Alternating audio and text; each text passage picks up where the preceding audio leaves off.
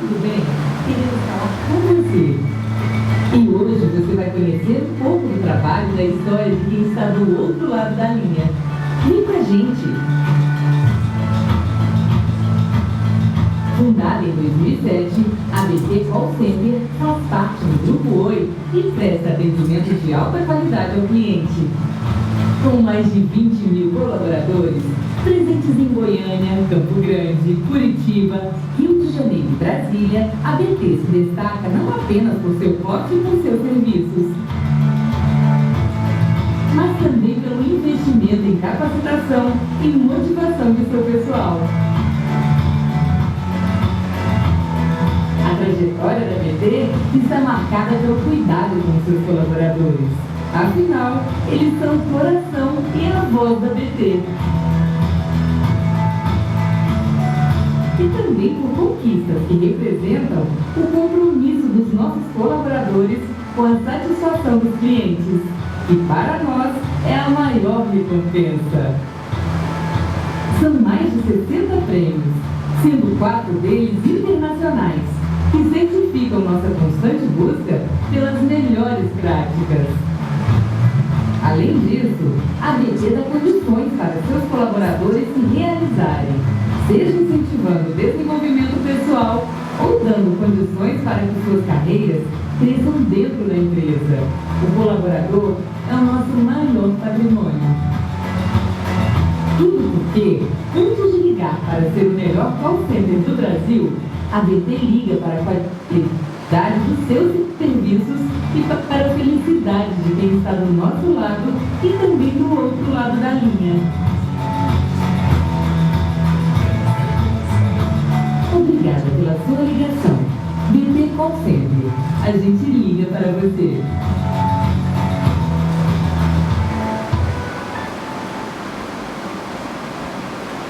Mas depois eu vou fazer uma pegadinha com você, não sei se você vai saber responder. Mas assim, onde nós estamos? O vídeo fala bastante, né? A gente hoje está espalhado em 5 capitais do Brasil. Vamos lá?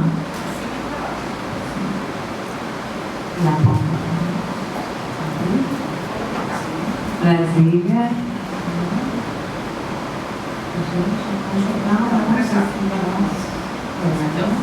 Isso, Rio de Janeiro.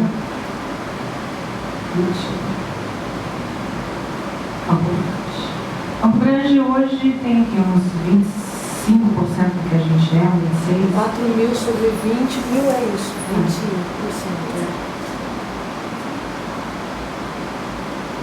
Então, esse aqui é um pouquinho do nosso perfil. Mulheres entre 18 e 29 anos, solteiras, estão, quer dizer, estou falando mulheres, a maioria, né, 68%, o universo é feminino. Mulheres estão dominando o mundo, gente, vocês querendo ou não, é isso que está acontecendo. Sem filhos e a escolaridade ensino médio. E aí, como é que começa o Atitudes para Sempre? O Atitudes para Sempre, a gente tinha uma série de ações isoladas. E aí a gente resolveu consolidar isso num programa que a gente criou, que era para dar um foco não só para dentro de casa, né? Tem uma série de coisas que a gente faz para dentro, né? As campanhas motivacionais, apareceram ali os prêmios e tal. O Atitude para Sempre era uma forma da gente olhar um pouquinho para fora. Era uma forma da gente olhar para a comunidade que está à nossa volta, da gente perceber que a gente pode mais. E como é que isso surge? Há 2 anos atrás eu estava no HSM, aí eu vou lembrar disso, e vários palestrantes perguntavam assim, né? Muita coisa falando sobre sustentabilidade, e os palestrantes perguntavam assim: o que você está fazendo para mudar o mundo? Eu falei, caraca, não estou fazendo nada para mudar o mundo. Imagina, eu sou insignificante aqui no mundo, não faço nada, quem faz é o Obama, faz lá o pessoal, os muçulmanos lá matando metade lá, né, o Boko Haram matando lá, estuprando, eles estão mudando o mundo, eles estão mudando a realidade de um monte de gente, eu não estou fazendo nada para mudar o mundo, né? A Dilma muda, enfim. E eu falei, caramba, não estou fazendo nada, não faço nada, como é que eu posso ter competência E aí a Mailu falou assim pra mim, ela estava sentada do lado, ela falou assim, não, você muda quando você influencia as pessoas. E eu falei, tá aí, né? Eu trabalho numa empresa que tem 20 mil colaboradores, que eu consigo me aproximar, daí a gente pensa no café com a diretora, no recado para a diretora e tal, então são pessoas com que eu, de alguma forma eu consigo influenciar, passar uma mensagem, dizer o que eu acredito, etc e tal. E se eu consigo influenciar e falar com essas pessoas, eu consigo mudar o mundo, porque você vai influenciando quem está à sua volta. Falei, não, então quantas pessoas têm 20 mil colaboradores? Então eu consigo fazer alguma coisa pelo mundo. E aí sentei com a Josi e com a Karen e falei, a gente tem que empacotar as ações que a gente faz, que é para olhar para fora. Então o projeto Atitudes para Sempre nasce com o objetivo de gerar conscientização no indivíduo diante do papel dele, a responsabilidade dele em mudar o mundo. Então cada um que está aqui nessa sala tem essa responsabilidade e consegue fazer isso. Consegue fazer isso com os filhos, consegue fazer isso com a família, com os colegas que estão em torno, na faculdade, na baladinha. Todo mundo consegue, de alguma forma, influenciar e mudar o mundo. E em cima dessa crença, a gente cria o Atitudes para Sempre, por meio de contribuições voluntárias da ABT. Então é isso, é voluntário. A gente não faz para ganhar nada com isso, a não ser a emoção de saber que você está fazendo alguma coisa em prol do outro e não só para você. Mobiliza os colaboradores, organizando e desenvolvendo projetos e ações sociais para transformar determinada realidade em prol do bem comum. Então, o Atitudes para Sempre, ele tem 3 pilares, que é o social, o educacional e o ambiental. No social, o que a gente tem debaixo desse guarda-chuva do Atitudes para Sempre?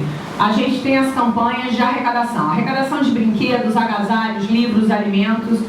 E aí está a pegadinha, Fátima.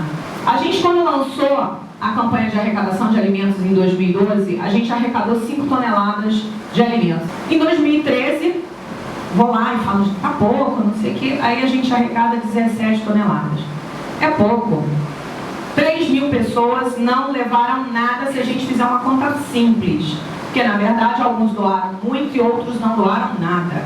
E aí de novo você fala, mas por quê? Por que a pessoa está com dificuldade de ir no supermercado, comprar um pacote, 1 quilo de alguma coisa e doar? Não é possível que ela não possa. Poder a gente sabe que pode, né? Não é possível que ela não queira. Né? Será que ela está sendo atingida dessa forma? Será que ela sabe que quando ela doa 1 quilo de arroz, ela está propiciando a ceia de Natal de alguém que passou o ano inteiro sem saber o que ia comer todo dia e ela sabe? Né? Porque quem tem emprego come todos os dias, graças a Deus, né? Eu falei, tá errado. E no ano passado, 2014, eu comecei a falar isso exaustivamente todas as vezes que eu subia no auditório, todas as vezes que eu tinha contato, nas minhas reuniões. E eu cheguei para os meus gerentes e falei o seguinte, tem um combinado. A gente tem meta de 20 mil colaboradores, 20 toneladas. Se a gente não atingir essa meta, não importa quanto falta, a gente vai bancar a diferença. Não consigo achar que a gente não possa fazer isso. Todo mundo com essa missão e toda vez que eu podia falar com alguém, eu falava, gente, né, tem que recolher 1 quilo e tal. E no final do ano, eu estava em Goiânia e eu peguei o carro de som do pessoal da comunicação e comecei a rodar os salões e eu dizia assim, olha, eu estou aqui para pedir. Estou aqui para pedir para vocês doarem, estou pedindo para vocês participarem, porque todo mundo aqui vai ter uma ceia de Natal. Todo mundo, uns vão comer bacalhau, outros vão comer tender, outros vão comer peru, não importa, cada um vai comer aquilo que gosta, mas vai ter uma ceia de Natal em família. E tem um monte de famílias que não sabem o que comer todo dia. No Natal é só mais um dia que ele não sabe se vai conseguir comer. E não é justo que a gente ponha a cabeça no travesseiro no final do dia e fale o seguinte, eu não podia fazer nada. Pode? Isso é problema da Dilma. Não, o problema é que a Dilma talvez tenha que resolver de uma outra forma. Mas é um problema que a gente consegue resolver. E a grata surpresa foi que em 2014 a gente arrecadou mais do que 58 toneladas de alimentos. Com um público que hoje a gente está em torno dos 18 mil, na verdade. Então, assim, foi de fato uma dedicação. A gente via caminhão parando na porta do site, trazendo os alimentos. No dia do meu aniversário, dia 23 de dezembro, eu recebi a estatística das nossas arrecadações, e para mim foi um dia de muita emoção, porque já bastava ser o aniversário, um dia que eu adoro, curto pra caramba, mas a emoção de saber que a gente tinha superado em muito a meta, né? Que a gente tinha de fato feito as pessoas pensarem no próximo. O Atitudes para Sempre só tem esse objetivo, fazer a gente olhar para. E aí o desafio para Fátima, Campo Grande, em todos os anos, Campo Grande tinha a maior arrecadação per capita. Não tinha maior arrecadação por volume porque era um site menor. Mas todos os anos Campo Grande teve a maior arrecadação per capita. Então, mostra que em Campo Grande as pessoas são solidárias, né? As pessoas acreditam que podem mudar o mundo. E isso faz diferença na vida de uma série de famílias que foram beneficiadas por esse programa. Então, mais de 3.600 brinquedos arrecadados, 1.700 livros, 2.500 agasalhos, mais de 600 colaboradores que fizeram a Feira do Colaborador, que está debaixo do guarda-chuva do Atitudes para Sempre, que é uma forma do colaborador mostrar o seu talento, gerar uma nova renda, onde a gente permite, abre os portões da empresa para que você monte lá a sua barraquinha, que você venda o seu doce, que você venda a arte, né? Tem gente que pinta, tem gente que costura, então é uma forma da gente estimular isso também. Mais de 50 instituições beneficiadas no Brasil. E isso é ter atitude. No educacional, a gente está bastante focada na orientação, na comunicação. A gente tem o encontro gestacional, que é onde a gente apoia toda a gestante dentro de casa, né? Orienta, ensina, dá dicas. Então, durante a gestação dela, a gente procura dar uma assistência de fato. Dia da Voz, que é onde a gente explica que não pode ficar assim igual a Márcia, rouca, que na verdade eu estou assim por causa de Brasília. Fui para lá, o clima é muito seco, então, enfim, fiquei com uma alergia. Outubro Rosa, prevenção do câncer de mama. A gente sabe que, inclusive, dentro de casa, não sei quantos acompanharam, mas a Aline deu um depoimento, saiu lá na Interativa.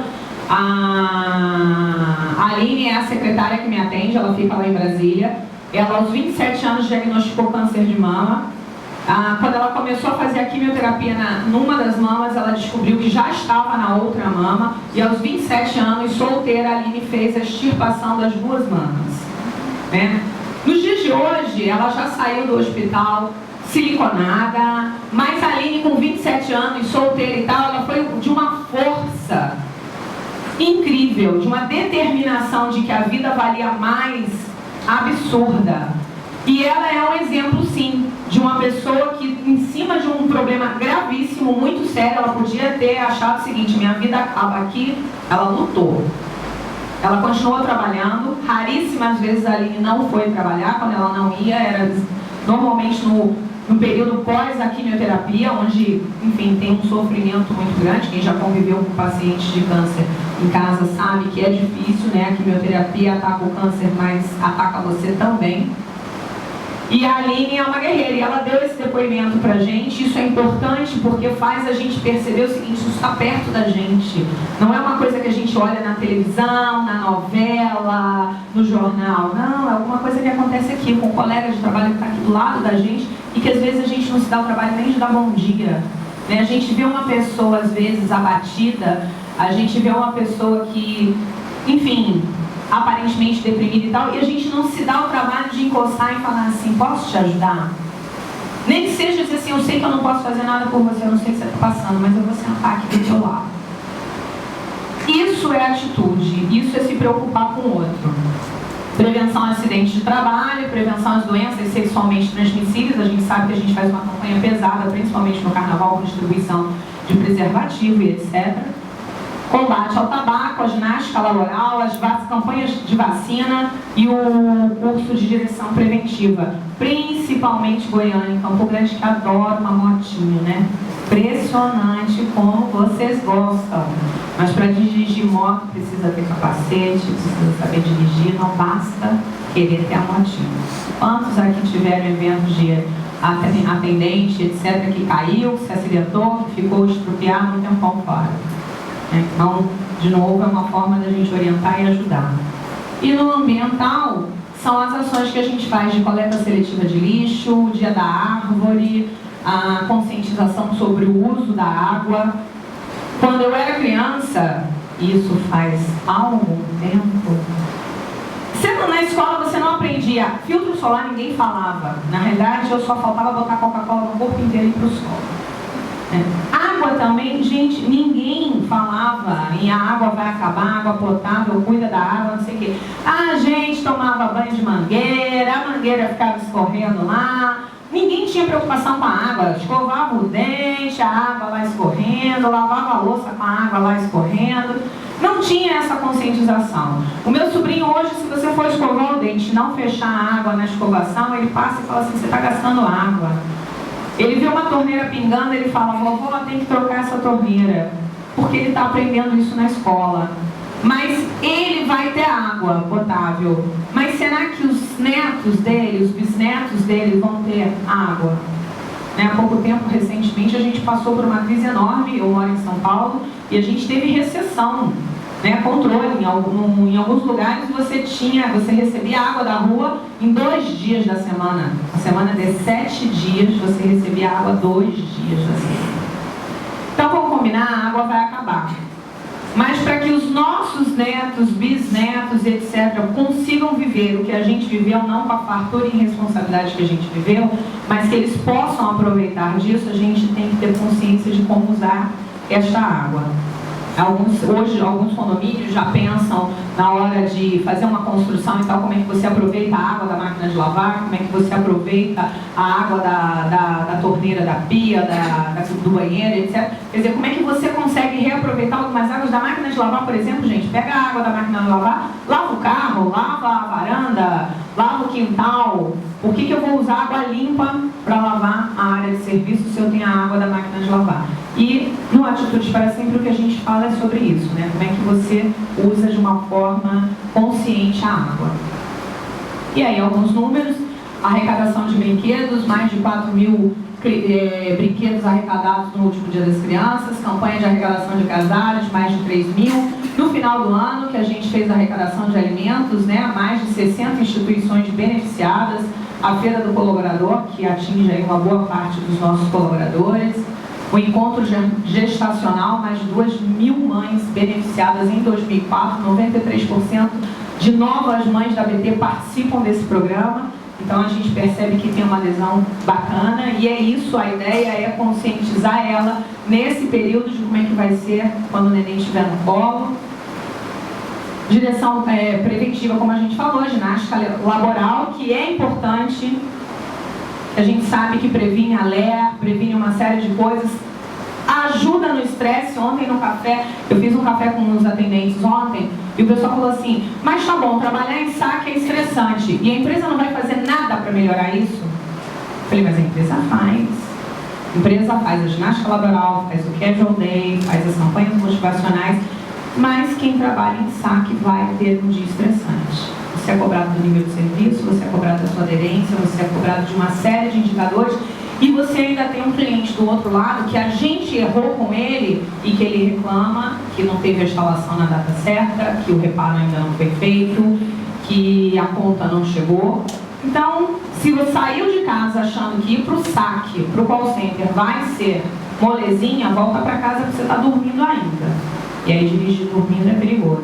Então, é isso, gente. É a gente ter consciência de que a gente pode fazer mais, que a gente está fazendo, a gente investe, e o objetivo aqui é criar consciência mesmo. A coleta de lixo é uma outra coisa muito importante, a gente fala pouco sobre isso, mas quando você faz uma coleta seletiva, você ajuda a descartar, inclusive, aquilo que prejudica a natureza. Então, como é que a gente toma consciência disso e faz isso todo dia em casa? E o que a ABT ganha com isso? A ABT ganha engajamento, empatia em relação ao próximo, melhoria na qualidade de vida dos colaboradores, familiares e comunidade. De novo, a gente não faz para si, faz para todos. Desenvolvimento e exercício de cidadania. Então, se as pessoas se respeitam, a gente tem um mundo melhor. Eu costumo dizer que o trânsito em São Paulo é insuportável.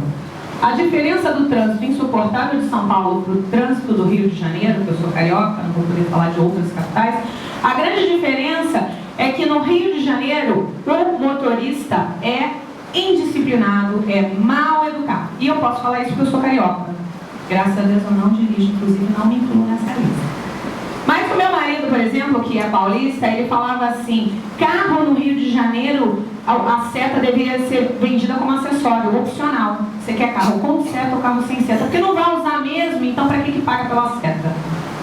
Porque isso é falta de respeito com o próximo.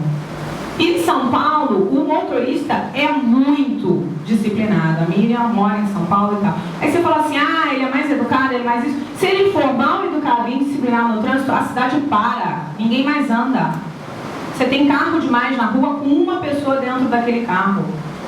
Então, se não tiver disciplina, se as pessoas não se respeitarem, se as pessoas não respeitarem a via do ônibus, se a pessoa não respeitar o cruzamento, respeitar o sinal, perceber que ele não consegue ir até o outro lado, então ele não pode fechar o cruzamento, ainda que o sinal esteja aberto para ele, na hora que ele para no meio do cruzamento, ele parou, o outro lado começou a andar agora e não pode passar porque ele está ali no meio. Então isso é consciência com o próximo. Desenvolvimento de cidadania, transposição de barreiras e preconceitos. A BT ela ganhou o selo Vira Vida agora, recentemente. A gente ganhou o selo Milton Gonçalves, que fala exatamente de você aceitar o outro como ele é, né? De você ser inclusivo. Então a gente trabalha com pessoas que têm deficiências motoras, deficiências visuais, com qualquer tipo de credo, cor, enfim. Orientação, que não é mais opção sexual, mas orientação sexual, e a gente não tem este problema e não deveria ter. Então, se eu conheço alguém que senta do meu lado que tem, está na empresa errada. Porque a gente não pode, é um ser humano como outro qualquer, um ser humano como eu, como você, e a gente tem que aprender a respeitar a diversidade, a diferença, e a BT é uma empresa que pratica isso. E se a gente dentro de casa em algum momento perceber que não está praticando, a gente tem que chamar a atenção, porque preconceito inclusive é ilegal, né? A cadeia. E é isso, eu queria agradecer a vocês e dizer que se a gente tem certeza, se hoje eu tenho certeza de alguma coisa, é que a gente pode mudar o mundo. Só depende de cada um de nós. Então, Márcia, em relação a esse case excepcional de Atitudes para Sempre, eu queria saber de você como foi, depois de arrecadar 58 toneladas de alimentos, a receptividade do público interno em relação a essa informação, porque eu imagino que como todos participaram, não foi notícia para eles em termos de Brasil mesmo, das 5 toneladas. A notícia foi recebida por todo mundo com muita comemoração, é isso. No dia do meu aniversário, quando a contagem acabou, imediatamente o Yuri, todo mundo já estava ligando para mim e falando, fechou a conta, a gente bateu a meta. E você via nitidamente supervisores, atendentes, todo mundo muito envolvido. Eu fiz várias provocações, então tinha um coordenador que já no início da campanha ele já tinha arrecadado uma quantidade muito maior do que a equipe dele, e eu passava no salão e eu falava assim, quem é o coordenador dessa célula? Fulano. Fulano, você sabe, você conhece o Leandro? Pois é, porque o Leandro já arrecadou tanto, e você? E todo mundo recebeu isso com muita alegria, né? Foi muito importante. A Bandeirantes, Rádio Bandeirantes, é isso? Fez uma entrevista com comigo para representar. Por quê? Porque primeiro é uma empresa que lida com emoção, pura emoção, saúde. Então, não tem ninguém que passe por uma necessidade qualquer e que ache que aquilo é fácil. A gente, na bioassistência médica, você atende um cliente que liga para falar da conta, como qualquer outra empresa, mas você atende um cliente que liga para pedir uma remoção. Você atende um cliente que diz que está morrendo e ele está só com uma cefaleia. E você atende um cliente que diz assim, não estou com o braço meio dormente, estou meio indisposto, eu queria conversar com o médico, e ele está tendo um derrame, ele está tendo um infarto. E eu aprendi com um médico que era o diretor da área de atendimento, que ele dizia assim, a dor é minha, não interpreta a minha dor. Acredita que está doendo. E isso é você não questionar a dor do outro, não importa se a dor é maior ou é menor, você tem direito de ser atendido, de ser ouvido. E eu trabalhei na época que eu trabalhei no centro médico, eu trabalhei no centro médico Copacabana. Copacabana é um bairro que tem muita gente idosa. Então tinha muita gente que ia ao centro médico para ter o prazer de ter uma companhia, para conversar com a recepcionista, para conversar com o médico, literalmente, com as enfermeiras. Então eles marcavam a consulta, não é que não marcasse, marcava a consulta, chegava às vezes no pronto atendimento, falava assim, tô com uma dor de cabeça, aí tomava uma aguinha, tomava um café com a gente, etc e tal. E aí você aprende. Várias vezes eu entrei numa ambulância com uma pessoa que eu nunca tinha visto na minha vida, mas era um paciente do centro médico, uma pessoa que de fato chegou lá passando mal, tinha que sair removido para um hospital e não estava acompanhado de ninguém. Você não remove uma pessoa desacompanhada, né? Não é um indigente. No momento que ele estava dentro da nossa casa, dentro de um centro médico, ele era responsabilidade nossa. E alguns de vocês já devem ter ouvido eu falar em relação às remoções quando a gente chama. A gente tem o serviço de UTI, e quando uma ambulância sai com um colaborador, não importa se é frescura ou se não é, até porque o primeiro socorro ela já teve, alguém avaliou que tem que ir para o hospital. Tem que ir acompanhado, seja do supervisor, seja do enfermeiro do trabalho, seja de qualquer um que está ali do lado, outro colega que fala assim, não, mas eu sou muito amiga, deixa eu acompanhar. Mas tem que acompanhar porque é um ser humano que está ali dentro, que vai chegar no hospital e às vezes não consegue nem dizer, apresentar a documentação e etc e tal. Então a minha paixão, ela acontece na AMIL, né? Se eu posso dizer que teve o primeiro grande líder na minha vida profissional é o Edson de Godoy Bueno, que é dono da AMIL e tal. Ele é um médico humano. Ele é uma pessoa que para mim foi assim de um exemplo ímpar. O crachá da gente na AMIL, ele tinha o nome da gente grande e o nome que a gente gostava de ouvir. E esse nome grande era exatamente para ele conseguir, ele era míope. Então ele conseguia encontrar com você e falar assim, oi Karen! Ele nunca tinha te visto na vida. Mas ele entrou no elevador, você estava no elevador também e ele queria chamar você pelo nome. Então o crachá da gente na AMIL tinha um nome enorme para que ele, ele sempre conseguisse chamar você pelo seu nome. Então são pequenos detalhes que me fizeram apaixonar, que me fizeram acreditar que isso seria o que eu ia gostar de fazer e de fato eu estou há 26 anos fazendo o que eu gosto. Eu me sinto uma pessoa privilegiada por Deus por conseguir trabalhar numa coisa que eu gosto. Oi gente, sou José Eduardo Vanetti. Márcio, eu queria perguntar o seguinte, o que me chamou a atenção aí na sua palestra foi a simplicidade das ações, né? São coisas realmente simples, mas que a gente vê, a gente sente realmente que faz a diferença ali das pessoas. A minha curiosidade, mais uma curiosidade, na verdade, é o seguinte, se as pessoas ali na DP, elas sentem, porque você está complementando a vida da pessoa, né? É um aspecto educacional aqui bastante relevante. Eu imagino que você não deu até lógico de indicador, uma planilha de Excel para medir esse engajamento, mas qual é o seu feeling sobre a satisfação, o engajamento das pessoas com base em todas essas ações aí, ações simples, não é nada mirabolante, que a gente vendo aqui de fora faz a diferença na vida das pessoas. A pergunta é, qual é o seu feeling aí no dia a dia, como é que as pessoas comentam, qual é o feedback das pessoas e das pessoas, todas essas ações que vai ter? Hoje eu olho alguns indicadores que eu chamo de indicadores de gente. Quando a gente olha o nosso ABS, e a última reunião de resultado foi uma crise por causa do ABS, e o meu ABS que está alto, muito alto, super alto, é 6%. O turnover, em algumas operações eu chego a ter turnover de 1,5%. Então, de fato, eu tangibilizo o engajamento ali, quando eu vejo que a pessoa trabalha todos os dias, né? Eu tive uma turma, agora a gente desmobilizou uma operação em Goiânia e eu tinha atendentes numa determinada célula que tinham 370 dias sem falta. Não era uma pessoa, era uma célula inteira com 370 dias trabalhando sem ausência. E aí você fala assim, é possível, é. E aí o engajamento eu meço assim, eu meço vendo o quanto que as pessoas se dedicam a isso, o quanto que as pessoas... Hoje, a gente tem um canal que é o canal de denúncia, o quanto que as pessoas hoje fazem denúncias anônimas, na sua grande maioria, mas fazem denúncias nominais. Todo mundo quer um ambiente de trabalho melhor. Então, quando eu tenho um colega de trabalho que frauda o ponto, isso é ruim para ele, mas é ruim para mim.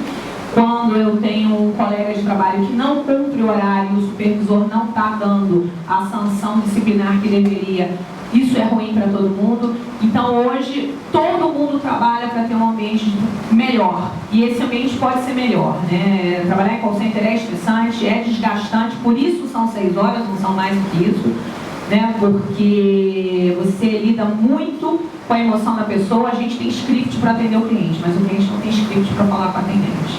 Então você tem um cliente que liga gritando e termina a ligação pedindo desculpas e dizendo eu sei que a culpa não é sua. E você tem um cliente que liga, grita, humilha o ser humano do outro lado da linha e baixa o telefone na caixa. E aí a gente tem que respira e atende o próximo.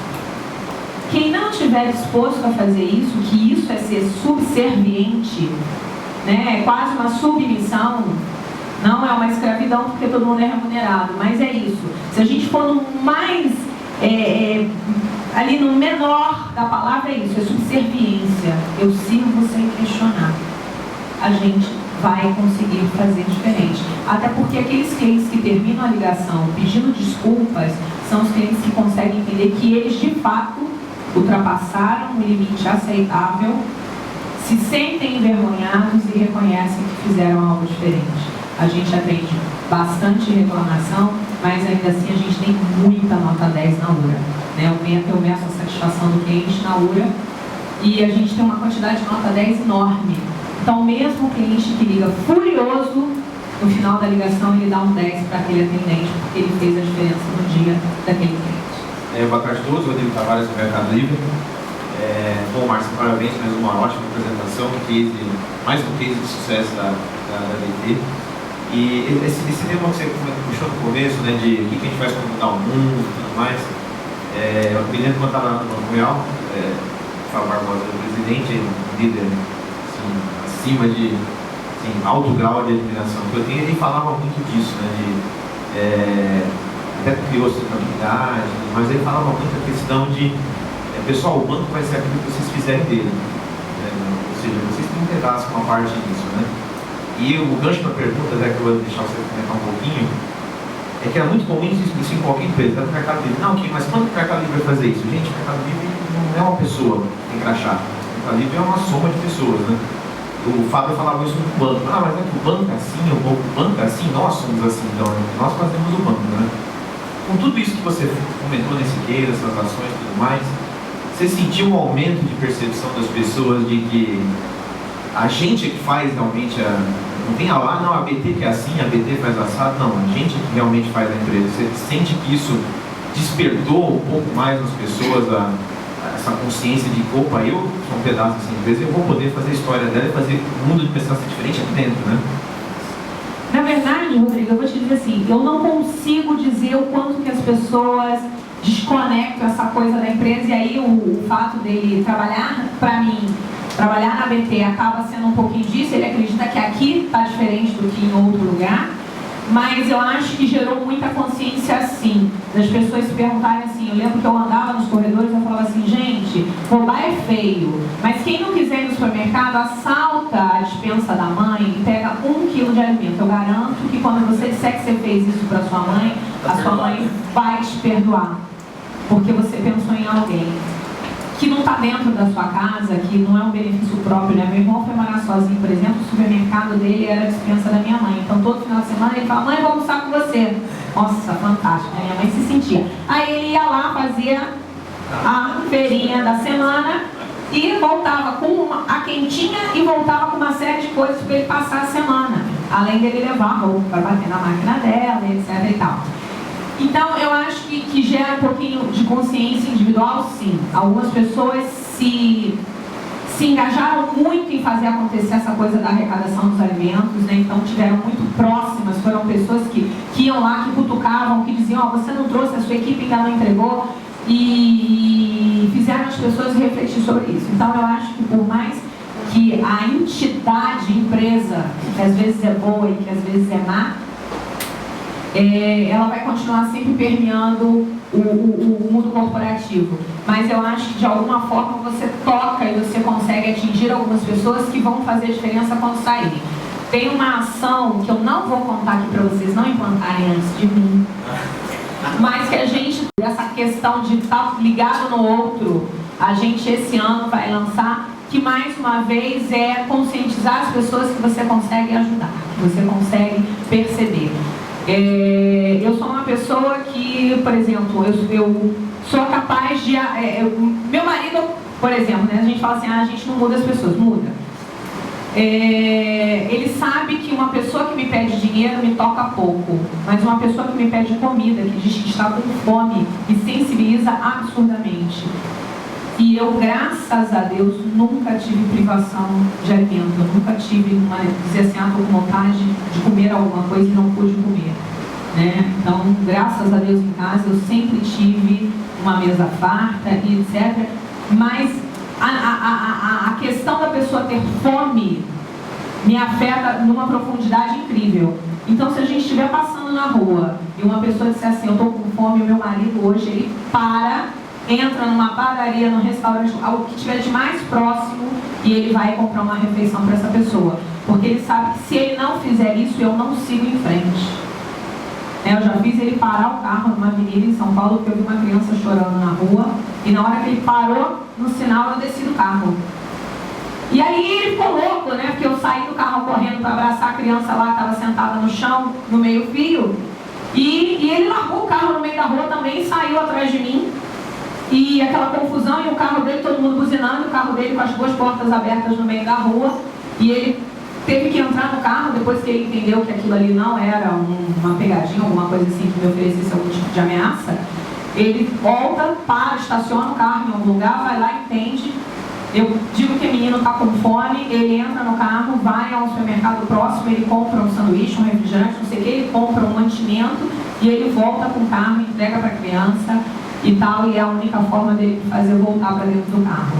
Então, se eu conseguir fazer com que as pessoas pensem nisso, você deixa o mundo corporativo, sai das portas da BT e começa a estar no dia a dia de cada um. Cada um que ouve isso, em algum momento vai passar por alguém caído na rua e vai perguntar assim, será que eu posso fazer alguma coisa? No Natal eu fiz muito isso, eu entrava no supermercado, cada vez que eu ia fazer compra, eu montava uma cesta básica e a pessoa que estivesse próxima de mim, eu entregava.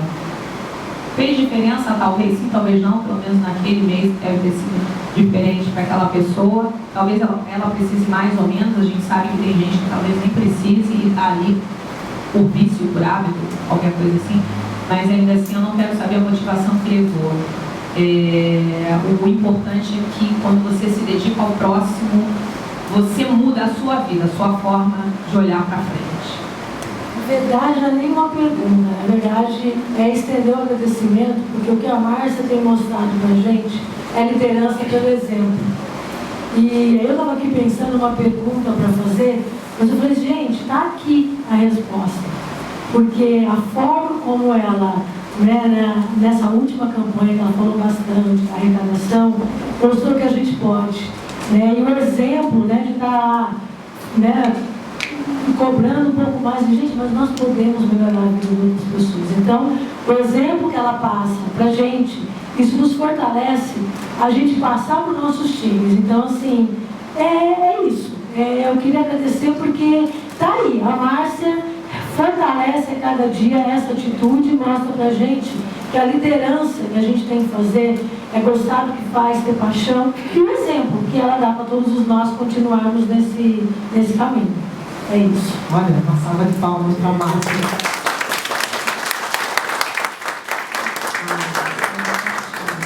Márcia, quero te parabenizar, porque a Márcia é realmente, como disse a Fátima, é a liderança pelo exemplo e tem esse olhar humanista para todos os colaboradores e não só isso, para todas as pessoas com as quais você convive no mercado, você tem sido muito elogiado por isso, então vocês têm uma grande líder, e é muito importante isso. E que tem contribuído aí com muitos cases de sucesso, e eu entendo que até o fato de estar a 8 Call Center aqui, a NET, que é concorrente, Mercado Livre, é um aprendizado gratuito, não importa que são concorrentes, porque a concorrência em conjunto, quando se junta ou coopera, vai entregar valor também para o mercado. Então, O mercado cresce. É muito importante isso para todos nós também, né? Então, muito obrigada. Márcia, você volta no final, depois moderando o próximo painel. Continuação para o Paulo. Obrigada.